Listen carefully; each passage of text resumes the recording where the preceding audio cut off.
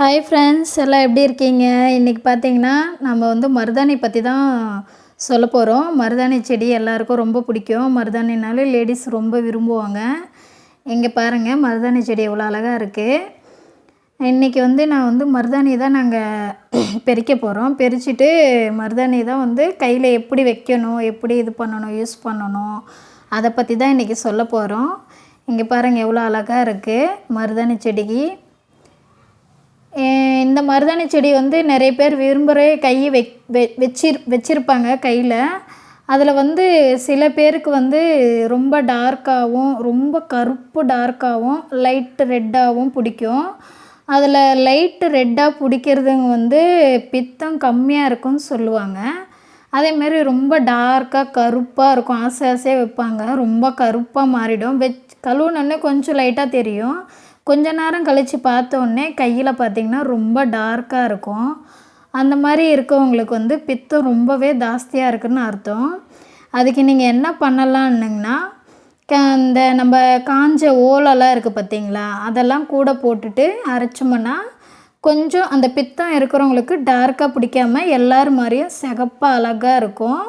நீங்கள் அதே மாதிரி ஃபாலோ பண்ணுங்கள். உங்கள் கிட்ட இலை அந்த மாதிரி மக்கி போன ஓலை அந்த மாதிரி இருந்ததுன்னா கண்டிப்பாக போட்டு ட்ரை பண்ணுங்கள். ரொம்ப டார்க்காக பிடிக்கிறதுக்கு வந்து நிறைய பேருக்கு வந்து டார்க்காக பிடிக்கல அப்படின்றவங்களுக்கு வந்து அந்த லைட்டாக புளி எடுத்துக்கலாம். அந்த கிராம்பு இருக்குது பார்த்திங்களா, கிராம்பு போட்டு மிக்ஸ் பண்ணிக்கலாம். நீங்கள் அந்த மாதிரி வச்சுட்டு கையில் லைட்டாக லெமன், அதில் அரைச்ச மருதாணியில் லெமனை லைட்டாக அரை லெமனை பிசைஞ்சு விட்டுக்கணும். அந்த மாதிரி பிசைஞ்சு விட்டுக்கிட்டிங்கன்னா கையில் வந்து ரொம்பவே டார்க்காக அழகாக பிடிக்கும். நிறைய பேர் அது வந்து தெரியாமையே வச்சு இது பண்ணுவாங்க. இதில் இன்னொன்று என்னென்னா, நரமுடியெலாம் இருக்குது பார்த்திங்களா, நேச்சுரல் டை வந்து இதுதான்.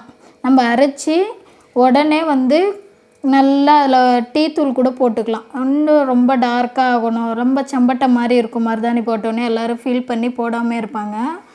அதில் வந்து டீ தூளை கலந்து ஊற விட்டுட்டு ஒரு நைட்டு வந்து அரைச்சி மறுநாள் காலையில் தலையில் அப்ளை பண்ணிவிட்டு நீங்கள் வந்து வாஷ் பண்ணிங்கன்னா பிளாக்காக தெரியும். அதே மாதிரி வந்து இருக்கும், நேச்சுரல் டை நல்லாயிருக்கும். நீங்கள் வந்து கடையில் டை வந்து யூஸ் பண்ணாமல் இந்த மாதிரி வாங்கி இந்த மருதாணி இலையெல்லாம் போட்டு நல்லா நீங்கள் தலையில் போட்டிங்கன்னா ரொம்ப அழகாகவே இருக்கும்.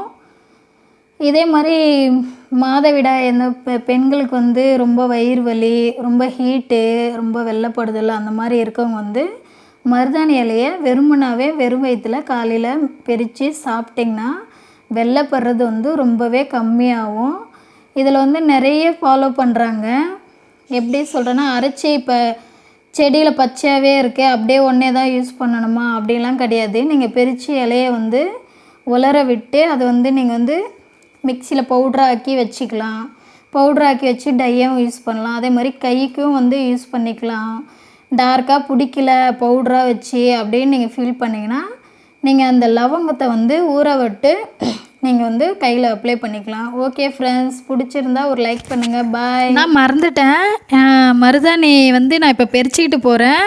நான் வந்து இது வந்து பறிச்சிட்டு போய் நான் அரைக்கும் போது உங்களுக்கு கண்டிப்பாக ஒரு வீடியோ போடுவேன். கண்டிப்பாக நீங்கள் பிடிச்சிருந்தா வீடியோவை ஒரு லைக் பண்ணுங்கள், ஷேர் பண்ணுங்கள், சப்ஸ்கிரைபர் பண்ணுங்கள். ஓகே ஃப்ரெண்ட்ஸ், பாய்.